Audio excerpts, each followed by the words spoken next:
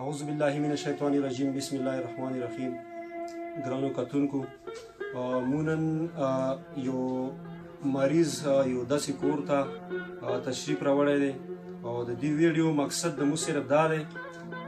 نن مو کوم کور ته راغلی یو. دا کور کې یو مریض دی او د مریض چې کوم دی دا تاسو سره دلته موجود دی. د دې تعلق څه دی د سنټرل کوم علی شیرزي کوټ کلی سره دی او دا رئیس خان نمیږي او د علیم خان بچای دی او با قول علیم خان څه د مو ډیره توقع وه دی بچینه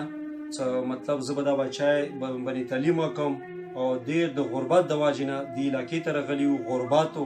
او خپل بچي د غربت د واجې نه دلته راوبستلي وو. چونکې هغه دلته څه راغللو نو رئیس خان څو میاشتې مخکې او الله تعالی څه دی هغه یو امتحان کې وچولو. هغه د کینسر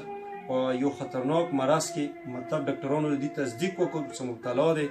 او چونکې علیم خان ډېر پریشان دی او مطلب ډېر په پریشانی حال کې وو. بیا مو سره ملاقات وشو چې یاره علیم خان انشاءالله دې کې به مو په خپل هم د سره مدد کوو او هغه خلک چې هغه د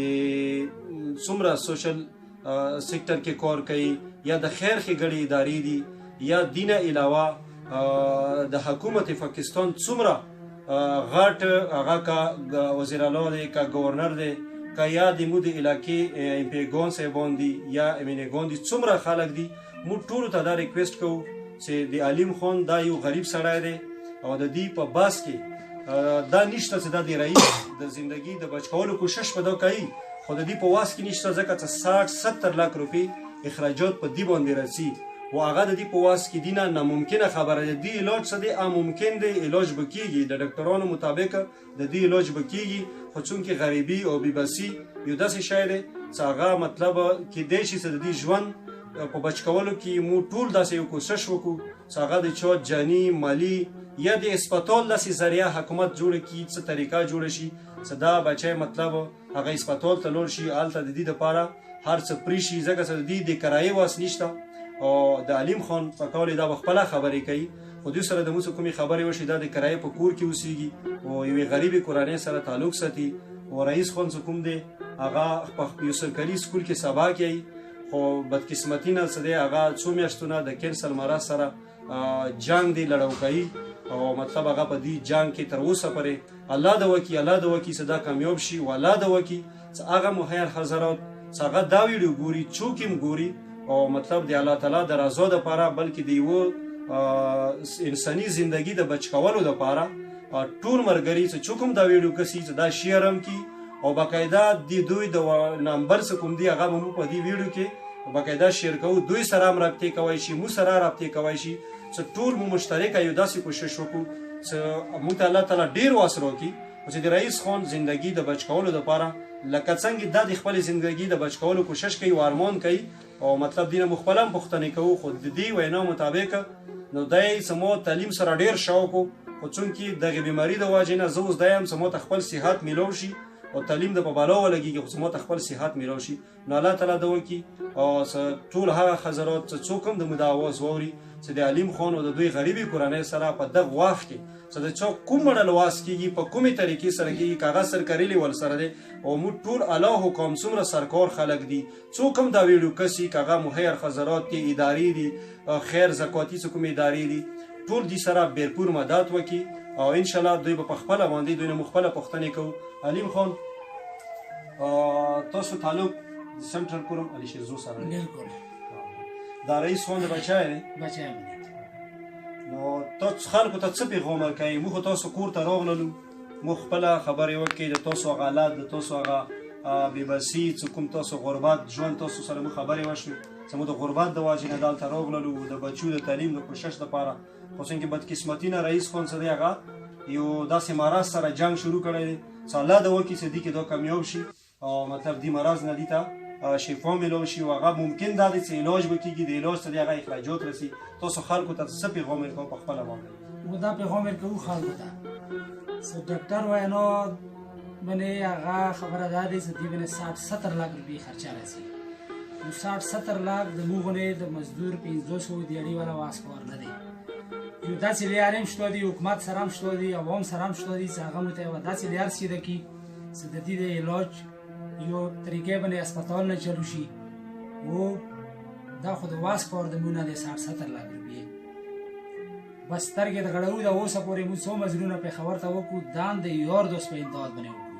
ځکه سهار مزله کې 20-25 هزار روپۍ خرچه راځي دان د مو د واس پور نه نور به بس خدای ته ګورو دغه مخکې به مو ته عوام حکومت چوک نه چوک ذریعہ جوړوي چې ولیار مو ته جوړ شي د بچی لپاره او خدای به شي پاور کوي خو مدد به مو د حکومت او د عوام غواړو چې مو ته ولیار جوړ شي د لوست کولو لپاره رئیس خان